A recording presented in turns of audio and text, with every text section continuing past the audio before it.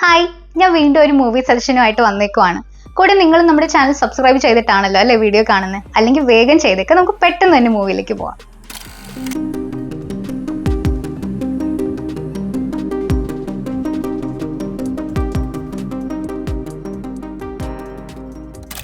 അപ്പൊ ഇന്ന് സജസ്റ്റ് ചെയ്യുന്ന മൂവി 2020 ഇറങ്ങിയ 12 Hours Shift എന്ന് പറയുന്ന മൂവിയാണ്.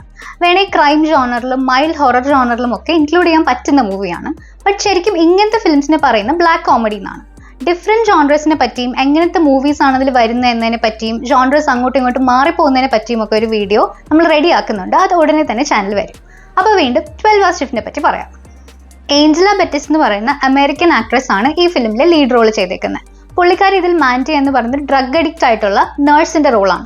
1999 ടൈമിലൊക്കെ US black market organ trading, അതായത് നമ്മുടെ ഈ കിഡ്നി ഹാർട്ട് ഒക്കെ ബ്ലാക്ക് മാർക്കറ്റിൽ വലിയ രീതിയിൽ വിൽക്കുന്ന സ്കീംസ് ഭയങ്കരമായിട്ട് കൂടി വരുന്ന ടൈമായിരുന്നു.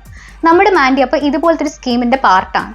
ഹോസ്പിറ്റലിലെ നേഴ്സാണല്ലോ, അപ്പോൾ എന്തായാലും ഇത്തരം കാര്യങ്ങൾ ഡീൽ ചെയ്യാനുള്ള ആക്സസ് ഒപ്പിച്ചെടുക്കാനല്ലേ ഉള്ളൂ. ആൻഡ് ഡ്രഗ്സ് യൂസ് ചെയ്യുന്നതിന് ക്യാഷും വേണം.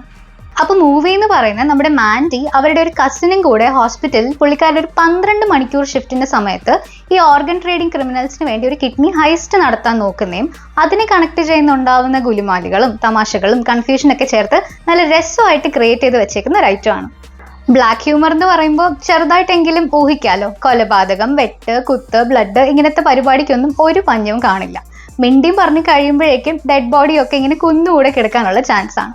ഏകദേശം ഒരു 1.5 മണിക്കൂറാണ് ഈ പടം. ആ ഒരു ടൈം ഫുൾ ഇങ്ങനെ കയോസും കൺഫ്യൂഷൻസും മാഡ്നസും ഒക്കെയാണ്. 12 Hours Shift ഒരു പ്രത്യേകത ഞങ്ങൾക്ക് തോന്നിയെന്ന് വെച്ചാൽ, ഫസ്റ്റ് ടൈം ഞങ്ങളിത് കണ്ടു, നന്നായിട്ട് എൻജോയ് ചെയ്തു, it was really good. But ഒന്ന് റീവാച്ച് ചെയ്യുന്ന ടൈമിൽ ഇതിങ്ങനെ വീണ്ടും കുറച്ചുകൂടെ അടിപൊളിയായിട്ട് ഫീൽ ചെയ്തു.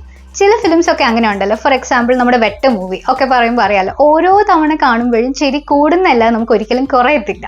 ഇത് വെട്ടം പോലത്തെ പടം ആണെന്നല്ല, ബട്ട് ആദ്യത്തെ തവണ കാണുമ്പോൾ നമ്മളിങ്ങനെ ഫിലിമിൽ എന്താ നടക്കുന്നത്, സ്റ്റോറി എങ്ങോട്ടേക്കാ പോകുന്നത്, അങ്ങനെയൊക്കെ അറിയാനുള്ളൊരു മൂഡിലായിരിക്കും. പക്ഷെ അതൊക്കെ മനസ്സിലാക്കി കഴിഞ്ഞിട്ട് പിന്നെ കുറച്ച് നാൾ കഴിഞ്ഞ് ഇതൊന്നുകൂടെ എടുത്ത് വെച്ച് കാണുമ്പോൾ സീൻസും ഹ്യൂമേഴ്സും ഒക്കെ നമുക്ക് കുറച്ചുകൂടെ കത്തും, കുറച്ചുകൂടെ ഫണ്ണായിട്ട് തോന്നും. അപ്പോൾ 12 Hours Shift നിങ്ങൾ എന്തായാലും കാണാൻ നോക്കണം. ചോര കാണുന്ന ഒരു പ്രശ്നം അല്ലാത്തവർ എന്തായാലും കാണണം. ഇനി അഥവാ പ്രശ്നമുള്ളവരാണെങ്കിൽ ഉറപ്പായിട്ടും കാണണം. ഇങ്ങനെയൊക്കെ കണ്ട് ഒന്നുകിൽ ആ പേടി അങ്ങ് മാറുകയോ അല്ലെങ്കിൽ പിന്നെ ആ വഴിക്ക് പോവേ വേണ്ടെന്ന് ഉറപ്പിക്കാനോ ഹെൽപ്ഫുൾ ആയിരിക്കും. നിങ്ങൾ അതൊരു തീരുമാനമാക്കുമ്പോഴേക്കും അടുത്ത് ട്രൈ ചെയ്ത് നോക്കാൻ പറ്റിയ വെറൈറ്റി ഒരു സിനിമയുടെ സജഷൻസുമായിട്ട് ഞാനും വരാം. അതുവരയ്ക്കും ബൈ.